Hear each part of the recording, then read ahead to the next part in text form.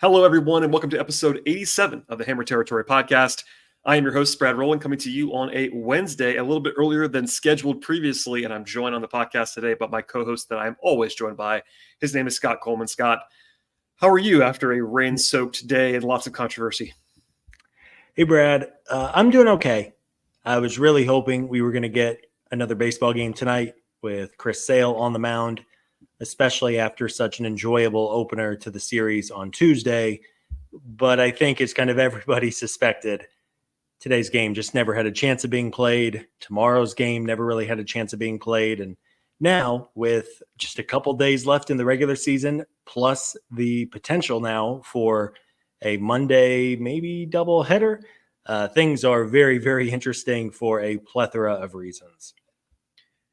Yes, and I'd imagine if you're listening to this podcast, you probably understand what has happened already, but we're going to recap it in a second and kind of tell you where things were the last day or so, where things are going.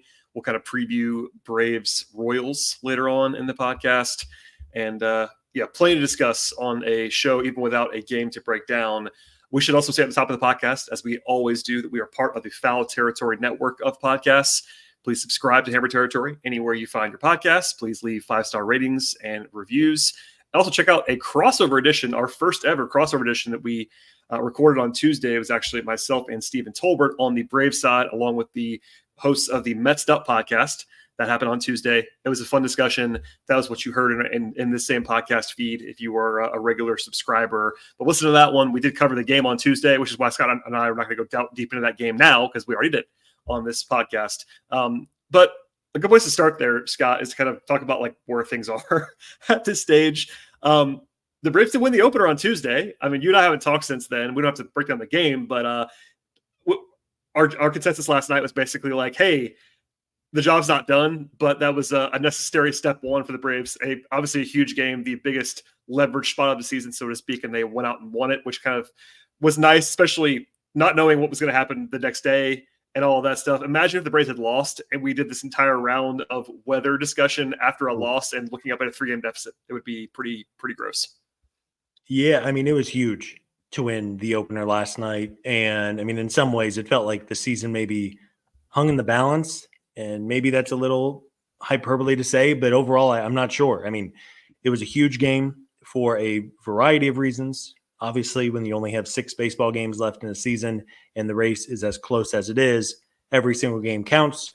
It also gave the Braves at least in the moment, a 6-5 tiebreaker edge, which is the regular season record between two clubs. So should this come down to a tie, and frankly, it may come down to a tie, the Braves would have the tiebreaker in that situation, assuming there's not 2 games to be played on Monday. And we could literally talk for probably 2 hours about all of the contingencies and just chaos that could come in the next 96 plus hours. But to answer your question, it was a massive win for the Braves. They played really well in all 3 phases.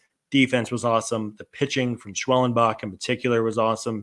The bats had a couple of big hits. It was very much an enjoyable game, and thank God the Braves found a way to win game 1. Otherwise, it would have been, with the rain added on, just a very, very painful couple of days. Yeah, there won't be as many nuts and bolts discussions on this podcast as we often would, but you're right. I mean, Schwellenbach was awesome. We discussed on the crossover show. Michael Harris had arguably his biggest game of the season. He was fantastic. Oh yeah, all of that was good. So we'll leave it there and just say the Braves are now 1 back of the Mets with 5 games to play. And as we are recording this, Scott and I are recording this kind of early to mid-evening on Wednesday before the Diamondbacks play, because it's a 9:40 game. I was not going to ask Scott to record this at 1 a.m. Apologies to everybody that wanted us to wait that long, probably. But if the Diamondbacks lose tonight, which is possible, they are favored in the game according to the betting market. But if they were to lose, the Braves would be tied with the Diamondbacks all of a sudden. Like it is escalated quickly. They have suddenly started to lose, which is nice for Atlanta. People will know how that game went as they're listening to this podcast on Thursday. But I say all that to say Wednesday and Thursday have been postponed. Now there's a doubleheader on Monday scheduled now for the Braves and the Mets that we'll talk about from a baseball standpoint in a second. First, though, Scott, let's be brief on this because I think both you and I agree with this is not like the biggest deal in the world, and it's much more about like what happens now than how we kind of got here. But there's basically what I described on Twitter as a war of leaks, basically, between the Braves side and the Mets side as to whose fault this is and who's in the wrong and how we got here in baseball and the commissioner's office. And long-time listeners will know that I'm not the biggest fan of the commissioner's office. So all that, like, do you have a thought about like anything like this? Because like, look, both sides seem to agree, according to the reporting, that they were hoping to get at least the game in today. I think pretty much everyone knew Thursday was going to be dicey. They were hoping to get today's game in. That didn't happen. And as soon as that was pretty clear that it wasn't going to happen, the finger pointing began. And it's like he said, she said, and yeah, it actually matter, right, Scott? Like, what? I mean, it's definitely a story. It's interesting. I get that, but like for us, we care about the baseball, and all I care about now is like what the schedule is going to be. Yeah, me too. I mean, I read Joel Sherman of the New York Post, who is like both a Mets reporter and a Yankees reporter, but also a national reporter. Yeah. He basically handed his notebook to a couple of Mets sources and said, "Have at it, fellas. Let's tear down the Braves." The Braves fought back a little bit, I think, through Mark Bowman, who sent out a tweet that maybe the Mets were not as compliant earlier in the season. I didn't actually realize that Thursday's game was a makeup of a rainout from, I believe, April or May. It was April, and that was the one that kind of surprised a lot of people because, like, weirdly, I actually knew that, but only by accident. I was looking at a schedule thing and saw it on one of those ESPN. It often will note it kind of small on the corner of the box score preview kind of thing that says, "Hey, makeup from this date." So I was like, "Huh." And I had forgotten about that, but you're right. That's the one thing that I think people didn't really realize is that the Mets had refused to come to Atlanta earlier in the year on a one-off. Like, for instance, a couple weeks ago now, maybe a week and a half ago now, that Reds game that was a complete one-off. It was very strange. Those things happened. The Mets could have done that. They chose not to. This is supposed to be a 2-game series, and it became a 3-game series, which I'm glad. Well, I shouldn't say I'm glad. I understand why the Braves would leak that. Just be like, hey, by the way, remind them of this because it's not only us that's in. Because the game's in Atlanta. The focus is obviously going to be on Atlanta when the game is in Atlanta. We all kind of understand that, but that was a non-trivial inclusion, I would say. Yeah, and I mean, let's be honest. There's probably no love lost between these two organizations. For many reasons over the years, over the decades. Yeah, I mean, okay. In a perfect world, it would have been 70 degrees and not a cloud in the sky for all 3 of these games, and the Braves would have swept, and we'd be popping the champagne because they made the playoffs. That didn't happen, and you can't control the weather. You can't control the rain. And I know seemingly all of the talk for the last 12 hours was, well, why didn't the Braves move the game? Why didn't they relocate the series to one of the domes? All of those things. There are so many layers to rescheduling and moving a baseball game like that, a Major League Baseball game. I tweeted, it's not like you move a high school football game on Friday night because one of the fields got vandalized and you just call up the athletic director down the street and say, hey, let's use your field. There's so much that goes into this. And, from everything from money to logistics to travel to support staff and security, this is hardly a let's figure it out in 5 minutes situation. And of course, the Braves are going to be made out to look like the bad guys because they're the ones hosting the series. I would be inclined to ask if these 3 games were in New York and a hurricane was coming, would the Mets have foregone $15 million in gate revenue? Would they have moved the series to Philadelphia just for kicks? I mean, come on. It was very much, it kind of felt like high school bickering to me, the way that maybe the teams were using the media to kind of point fingers. It's definitely a league war. And again, we won't go blow for blow on this thing. Could they have played Monday? Yes, I understand that's possible. That's one of the things that actually seems plausible to me. They could have come together on Saturday or Sunday and said, hey, guys, how about we play on Monday?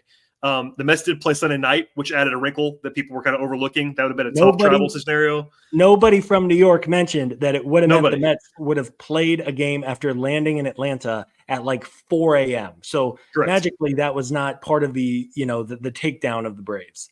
It was not mentioned, et cetera. And one thing that I do want to say, we're going to move on, I promise, is one thing that people are ignoring too. And, to Joel Sherman's credit, who's a respected reporter, we should say, he did acknowledge this. The commissioner's office could have overruled everything here. They had the power to unilaterally say, hey, guys, get it together. We're moving the game to this date or whatever. They had power and they didn't exercise it. So I am not above taking shots at the commissioner's office. I think they are very bad sometimes at like foresight and being proactive instead of reactive. That is all fair. And look, I won't say the Braves are blameless. I'm not going to come on here and be like, I know the Braves acted perfectly. I don't know, number one, what happened behind the scenes. We don't know that. But I do know that the commissioner's office could have overruled the Braves. Even if the Braves were being finicky or whatever, Manfred could have been like, you know what, guys, we're playing Monday or we're playing at 10 a.m. on Wednesday. That was one of the ones that I hated, honestly, was like, why did they play at 9 a.m. this morning? I'm like, well, because they don't play baseball at 9 a.m. That's why. Yeah. I'm sorry, guys. Anyway, we can stop. Scott, you have anything else to add before we actually talk about baseball? No, I mean, I was I was actually laughing when kind of the finger pointing started. It's like, okay, here we go. It's like a bad breakup where everybody has an opinion all of a sudden. Yeah, it sucks. Again, I wish it was 70 degrees and we were watching Chris Sale mow down the Mets right now. Instead, We're talking about a very, very up in the air next week ahead, but can't control the weather. No matter how much you want to shout at the rain clouds, they are going to rain no matter what. That's right. So our overarching take is it sucks, and the leak war is just theater. It doesn't actually matter, and we'll get into some baseball stuff in a second. Before we do that, though, a word from our friends at Foul Territory. We're busy. You're busy. And figuring out food all the time is a hassle, especially when you're trying to eat right. Fuel up with Factor's no prep, no mess meals. Meet your wellness goals thanks to the menu of chef-created meals with options like Calorie Smart, Protein Plus, and Keto. Factor features fresh, never frozen meals, dietitian approved, and ready to eat in just 2 minutes. So no matter how busy you are, you'll always have time to enjoy nutritious, great-tasting meals. Treat yourself to restaurant-quality meals that feature premium ingredients like filet mignon, shrimp, and salmon. With 35 different meals and more than 60 add-ons to choose from every week, you'll always have new flavors to explore. Head to factormeals.com/FOUL50 and use code FOUL50 to get 50% off your first box, plus 20% off your next month. That's code FOUL50 at factormeals.com/FOUL50 to get 50% off your first box, plus 20% off your next month while your subscription is active. Okay, Scott, let's talk about some baseball. We mentioned it, but the doubleheader is now scheduled for Monday. It is a traditional doubleheader. It's the back-to-back, basically. Both games are if necessary at this point in time. No one has said that explicitly from the commissioner's office. Like right now, it seems like the commissioner's office has the authority to just say, don't play these games. They have not said that they're not going to play them if they're irrelevant, but we'll come back to that. It's an early start. It's a 1:10 start for game one, followed by 40 minutes after for game two. And going back to that Joel Sherman piece, he reported, I think on Twitter even, if the Diamondbacks are eliminated, which would be hard, but it could happen. If they were eliminated by Monday and the Braves and Mets have not settled their seeding yet, it will be at the commissioner's discretion whether to play Monday explicitly for seeding. Basically, there is a scenario where the Diamondbacks just flop the rest of the week. You know, they have 4 more games. Yeah, 4. And if they go on 4, plausible, not likely, but plausible, then maybe this is all moot. And then we have this separate argument, essentially, Braves and Mets. Okay, do we play these games or not? And maybe that comes down to whether the Braves and Mets are tied and all those things. I don't know. What do you think about this whole thing? Because we're going to purposely not go through every single hypothetical because a lot's going to be shaken out by how these teams play over the weekend, and we will preview the Royal Series later on. But it's the commissioner's discretion, which I find to be intriguing because, and I'll tee you up with this, while this Monday scenario is really bad for the Braves and the Mets, it's not bad for MLB. They're probably actually quietly excited about this, I have to say. Yeah. Yeah. Man, I mean, chaos is the right word for all of this. And you're right. We don't know. I mean, what are the Braves going to do against the Royals? What are the Mets going to do this weekend against the Brewers? What are the Diamondbacks, who have just lost 3 in a row? And I mean, they just got boat raced by the Giants last night, and we'll see what they do this evening. And then, you know, the Diamondbacks this weekend have to play the Padres, who kind of quietly are like very much alive in the National League West. Like, it's probably not likely, but I mean, there's a world where the Padres could overtake the overtake the Dodgers And all of a sudden the Dodgers are a wild card team, which would be crazy. So there is so much uncertainty at this point. I think really all we know is that Philadelphia is locked into one of the top 2 seeds. And basically nothing else is decided other than San Diego, LA, and Milwaukee are all guaranteed playoff spots. But for these final 2 wildcard spots and the balance of the National League West, we just don't know. And it's going to be very day by day. I tweeted out like a mini rooting guide for the Braves the next couple of days. We are obviously rooting against the Mets and we're rooting against the Diamondbacks. But Brad, there might also be a scenario where the Braves, and this would be a far-fetched scenario, but there might be a scenario where the Braves are actually rooting for the Mets on Sunday, depending on what the Diamondbacks do. It is going to be chaos. And I mean, it sucks that we're even at this point with all the weather, but it's also kind of fun. At least me, I was like nerding out, looking at the schedules and kind of the situations and what means what. It is going to be a crazy weekend for Major League Baseball and maybe even into Monday. Yeah, one of the questions is whether the Braves and especially the Mets will like act rationally, like because if it comes down to it, would it be worth it to either team to play on Monday if they're both in the playoffs and they're only playing for seeding? Like it seems to me very obviously not. But maybe there's some algorithm somewhere that decides that it is worth it, etc. But you're right. I think that everyone's rooting against the Diamondbacks. It was funny. We had this moment on the crossover podcast yesterday. The Mets guys, with a smile, were being petty. We're like, wait, we're rooting against the Braves. We hate the Braves. We don't want the Braves. I understand. Look, all things equal, would I rather have the Diamondbacks and the Braves in the playoffs than the Mets? 100% yes, because I'm a Braves person. We don't like the Mets. It is what it is. But at the end of the day, my personal priority would be get the Braves in the playoffs. So if that means the Diamondbacks losing every day the rest of this week, sign me up for that. And you teased it a little bit earlier, but one thing that I think we've done a good job of pointing this out, but just to drive it home, the Braves currently have the tiebreaker against the Mets, which is huge. So if they don't play again, which is possible, the Braves have the edge head-to-head if they tie. The Braves also have the edge over the Diamondbacks in tiebreaker, which we've been talking about for a while. People were kind of ignoring it, making it Braves versus Mets like a week ago. And we're like, hey, guys, don't forget about the Diamondbacks. And the Braves have that advantage, which is huge. And looking even more likely that it might matter than it was before. So that's kind of why I actually had somebody reply to me in a DM today. I kind of tweeted out the Braves playoff odds by some of the sports books, some of the Fangraphs projections, et cetera. And they're pretty high. They're like in the 60 or 70 range. And somebody's like, why would that be? And I'm like, well, because they have the tiebreaker.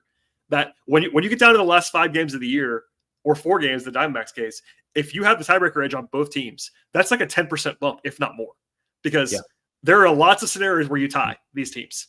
Of course, now it's like really convoluted, and basically you have to throw out any projection system because Monday's game is like a total breaker of all math. Yeah. But it's not a small thing, Scott, and I feel like we have to like just keep saying that over and over again. The Braves Mets thing is even weirder, but even the Diamondbacks, like, hey, that one's signed, sealed, delivered. If they tie, and go Braves. Yeah, it's. Again, chaos is the word. And there's a scenario where the Braves and Mets have to play on Monday, but only because one of those teams needs it. Right. So there's a world where the Braves could be clinched or the Mets could be clinched, depending on how the weekend goes. So there's a scenario, let's say the Mets clinch and the Braves need to win game 1 of the doubleheader. And then if they win, they're in the postseason because they have the tiebreaker over Arizona. The Mets could play that game, but have literally nothing to play for at that point. And sit their guys. Right. And throw a bullpen game and sit Pete Alonso and Lindor, who has the back issue. I mean, it could be totally farcical. That's the thing. I actually wonder if this scenario comes into play, if Manfred and company will try to strong arm these teams into not making a mockery of it, because that's one scenario. There's also another one. There's like maybe even a reverse incentive situation where one team actively does not want to win, like for seeding or whatever. Like if they decide they want to play the Brewers instead of the Padres or whatever it's going to be, if there's a preference, not that a team's going to throw a game. They're not gonna. Guys are going to try when they play. I'll be the first to say that. They're not going to actively try to lose. But if you are, let's just say the Mets or the Braves in this scenario, we'll use the Braves. It's a Braves podcast.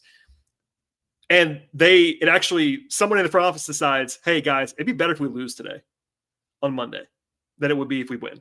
Yep. They could go out there and not play anybody and throw Daysbel Hernandez for 3 innings and do whatever they got to do. Yep. So it could be as much as it could be really fun for not for us, because look, if it matters Monday, we're going to be angsty, to be sure.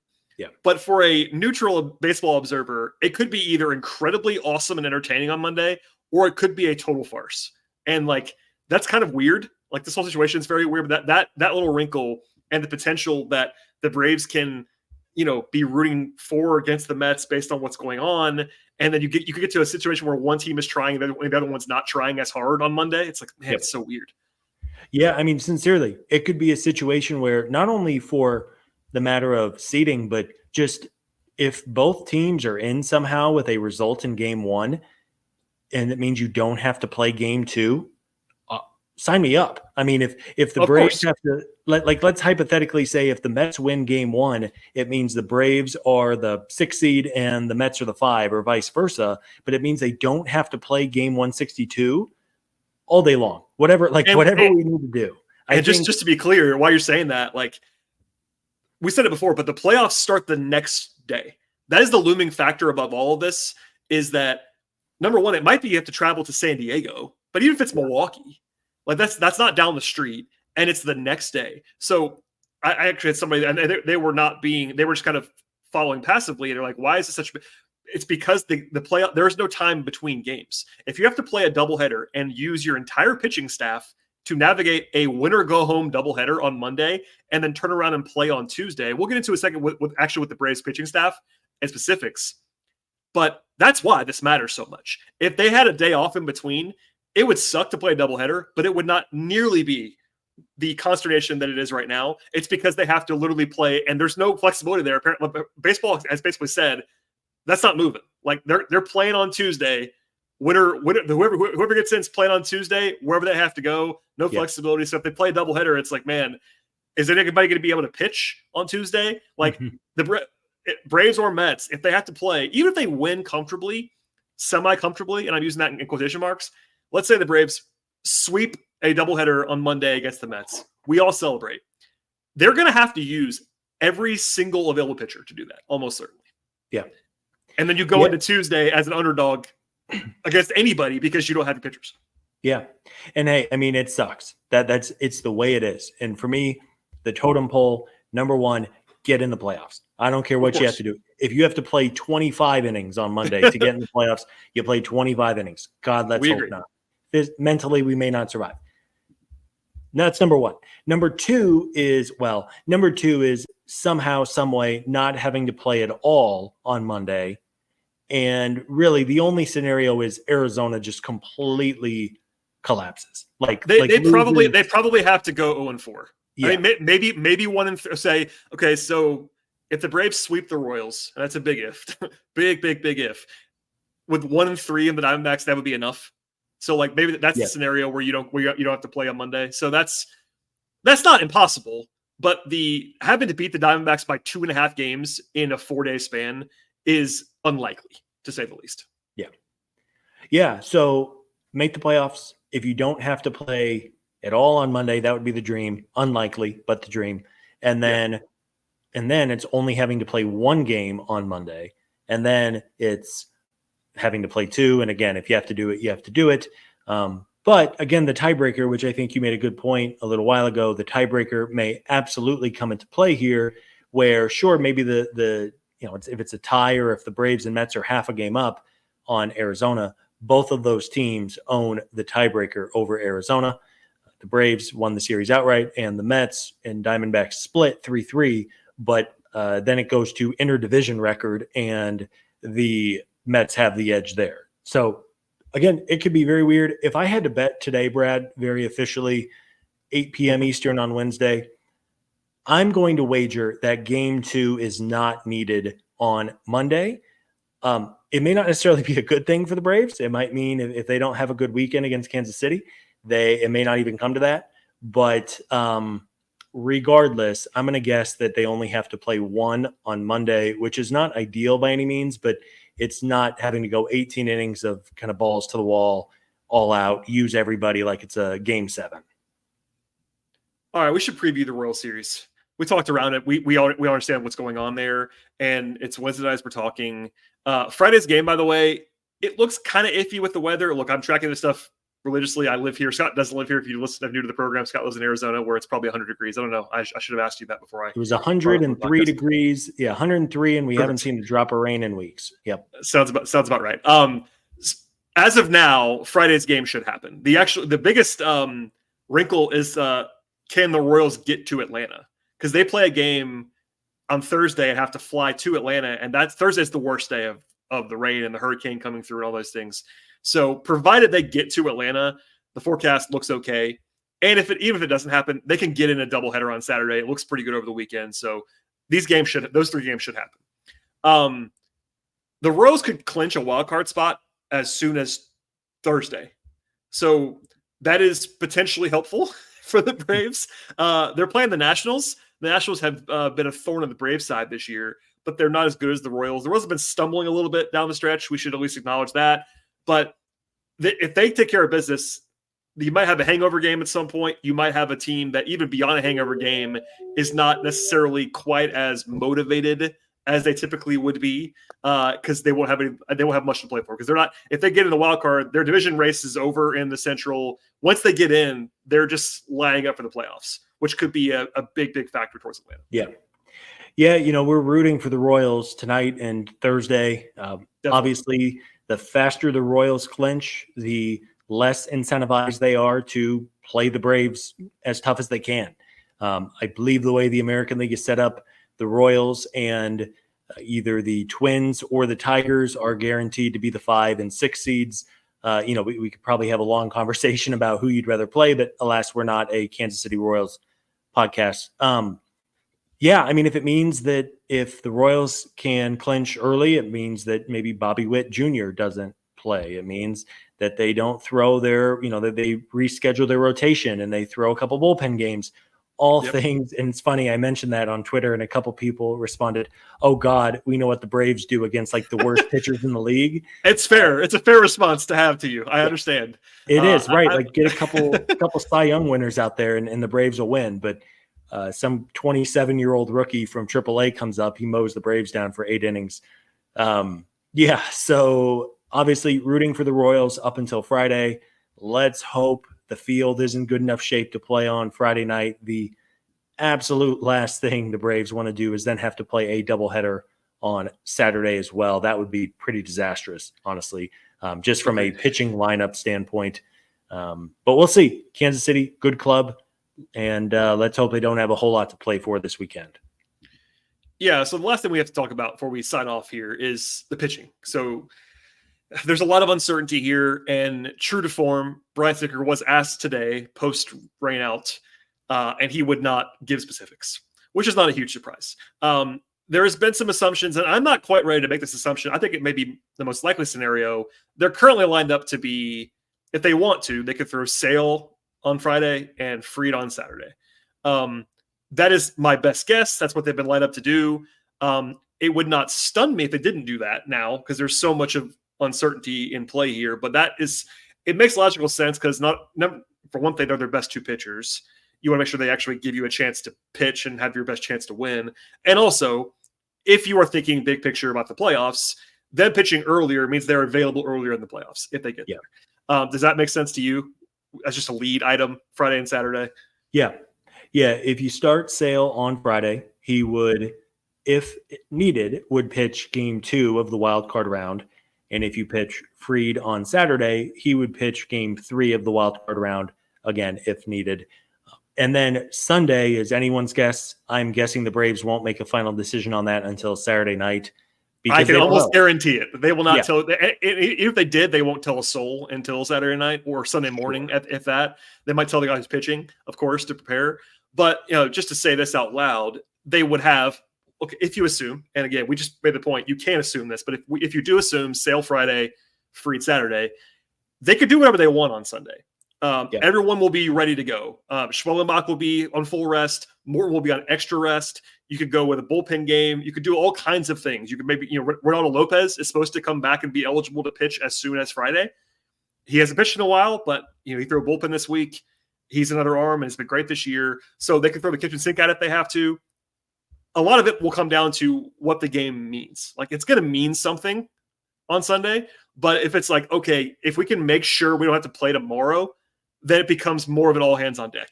Yeah. You know what I mean? It's really, there's some game theory in there. We just don't know how to preview that right now. But the big thing is they can do whatever they want. Everybody is available to pitch. The only thing right now, basically, that can't happen is Schwellenbach on Friday. Everything else is in play because Schwellenbach just pitched. But even if they wanted to, this will kill everyone. But if they wanted to pitch Morton on Friday, they could. He'll be on full rest. You know what I mean? Like, if they wanted to, I don't know why they would do that, candidly, even as a Charlie guy, but they could. Yeah, I mean, I would be, especially because of the postseason implications, should they get there. The idea of not having Sale in the wild card round voluntarily is nuts. We agree. For the record, we agree. I'm just saying, like, throw it out there. Yeah, Schwellenbach's the only guy that physically can't pitch on Friday, and that includes Ronaldo. If they think Ronaldo's ready, they could activate him on Friday. He could pitch on Friday if they wanted to. And you got to be ready for Monday too. Like, we all know this, but in theory, they're playing, or at least they got to be prepared to play 5 games in 4 days.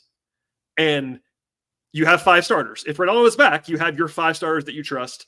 If Ronaldo is not back in full force, Grant Holmes presumably going to be the 5th starter, or a bullpen game of some sort with Grant Holmes. But if you need all 5 games, you do have 5 starters.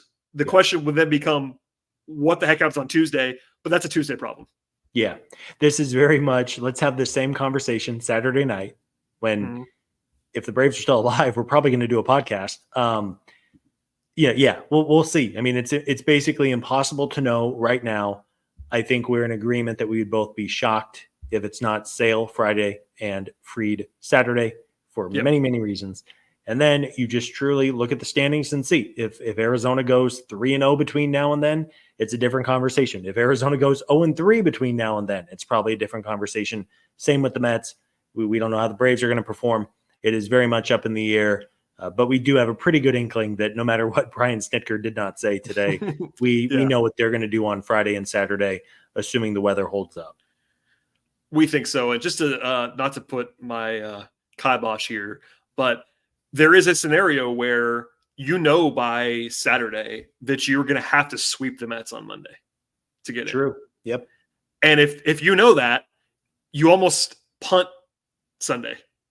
Like, you don't punt in full, but there is a scenario in play where Sunday is less relevant than Monday, and you have to just kind of like prepare to win both games on Monday, and that will suck for everybody because the chances of that are not great. Like, you know, anytime you go for a doubleheader, sweeping is not the most likely outcome. Usually, the split is the most likely outcome. All those things, but there is a way where if it goes badly on Friday and Saturday, you might turn around and be like, guys, we have to sweep Monday, and we got to prepare to sweep on Monday, which means you might hold somebody back, like you're pitching Schwelly on Monday, et cetera, et cetera. So, all factors in play.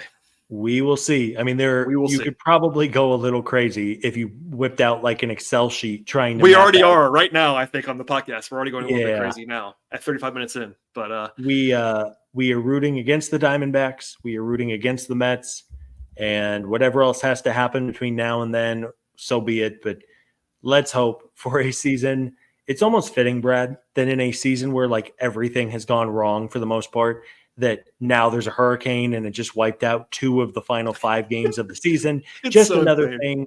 It will make an incredible book when the Braves somehow win the World Series in a month and a half. But no, in all seriousness, just another thing to overcome.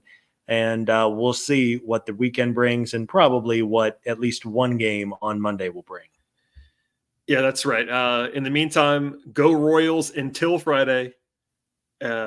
And then put the kibosh on the Mets, put the kibosh on the Diamondbacks, and we will see what happens in between. All right, Scott, that's probably a podcast on a Wednesday evening without a baseball game to discuss. As you teased earlier, I don't know if we're going to commit to do a show every night over the weekend, but we're going to have content this weekend. So please stay tuned. Please subscribe to the podcast if you have not done that already. We're going to be here at some point. Friday night, Saturday night, Sunday night, Monday night. I'll promise you this: if there are games Monday, we will obviously have a recap of that. And Saturday or Sunday, we're going to have to record, if not both. So just stay tuned and subscribe. That's how you get the podcast. Anything else to plug, though, on the way out, Scott? Nothing to plug. It should be both a very fun and also like agonizing weekend. Let's hope the Royals take care of business the next few nights and make life a little easier on the Braves.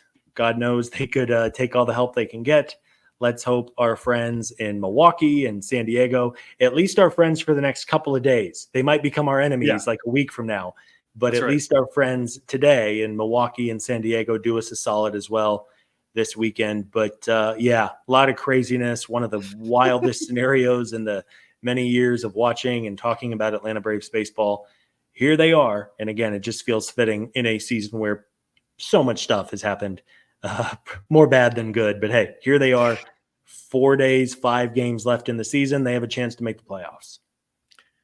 Yeah, good place to end the podcast. On that note, please go ahead and follow Scott on Twitter at ScottColeman55 for all of his live musings on Braves baseball. Follow me there as well if you'd like to at BT Rowland. Follow the show on Twitter and Instagram and Facebook at Hammer Territory. And please, please, please subscribe. I'm sure we have some folks that have not been dialed in this whole time because we're getting to that part of the schedule where more attention is being paid. So if you made it to the end of the podcast, first of all, thank you for listening. Second of all, please subscribe, like the video on YouTube, tell your friends about the podcast. We'll be here with much more of the weekend. Hold your breath. We'll all try to get there together, and we'll see you all next time.